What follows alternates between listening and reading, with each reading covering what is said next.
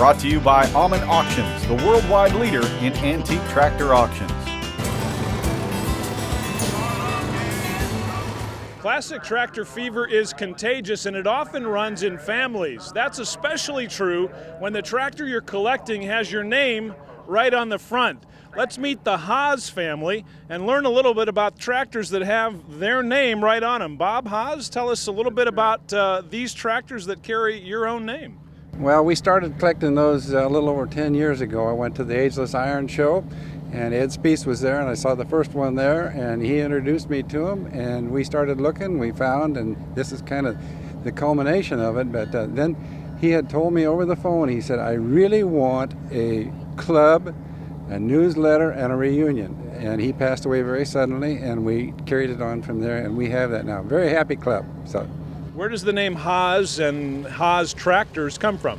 Ed Hawes owned the Metal Parts Corporation in Racine, Wisconsin. And if we looked at it from a historical standpoint, it was basically a war production plant. He got his start in 1939, and then he moved from there right into war production. His most famous product was the aluminum cylinder heads for the P-51 Mustang. Then after the war, of course, like a lot of war production plants, he was looking for something to do.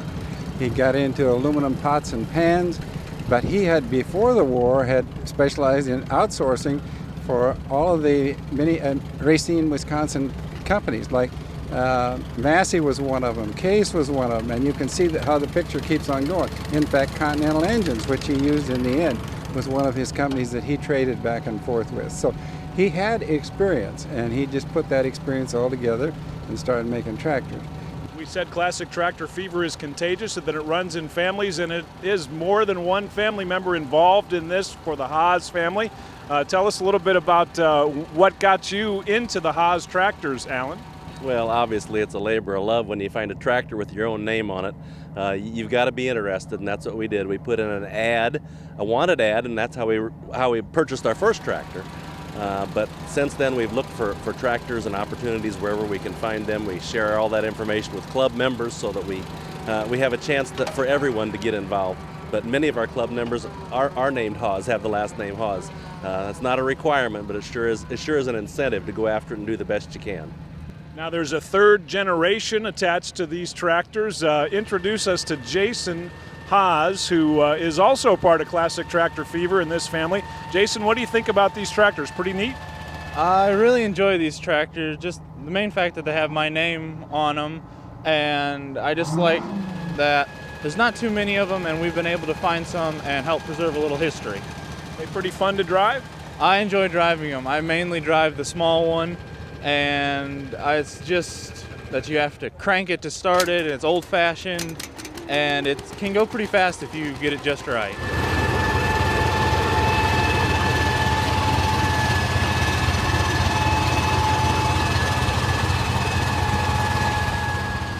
What do you think were some of the features or some of the good things about these tractors back in the late 1940s, early 1950s? Well, actually, if you look at the features, they were a very well-developed tractor at the time. Live hydraulics and a 3-point hitch. Pretty well weighted and balanced, simple to operate with component parts that you could get from other sources. You didn't have to depend on Mr. Hawes for parts. All those things together made them a pretty acceptable tractor for the time. Ruggedly built too, aren't they? They are. They've got a lot of cast iron. Mr. Hawes was a castings man. He had a foundry, and he did a lot of work with cast iron, and he had a rugged frame.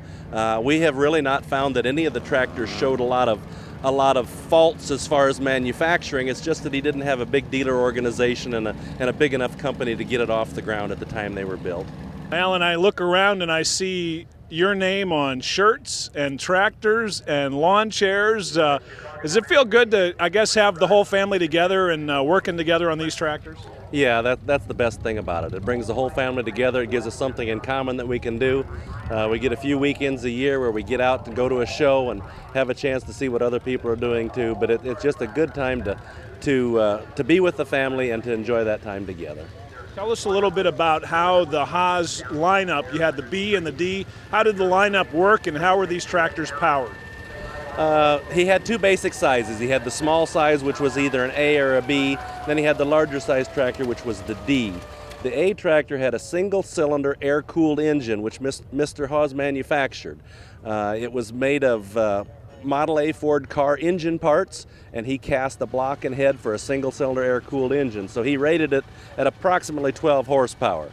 It had a Jeep transmission, a 3-speed war surplus Jeep transmission to power it, and then he put a 2-speed gearbox behind that into his own differential rear end, which happened to have war surplus Jeep wheels on it.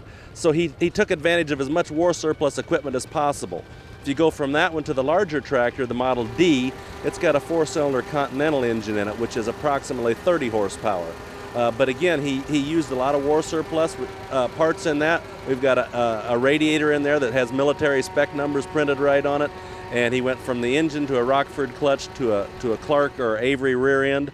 Component parts, well-proven parts that he put together to make his tractors. All right, Jason, what do you think? Are these tractors going to stay in the family a long time? I hope to keep them in here as long as we can, pass them on to future generations, help preserve not only our family history and name, but also the history of these tractors. All right, 3 generations of the Haas family with 3 Haas tractors right here at the I&I Antique Tractor Show.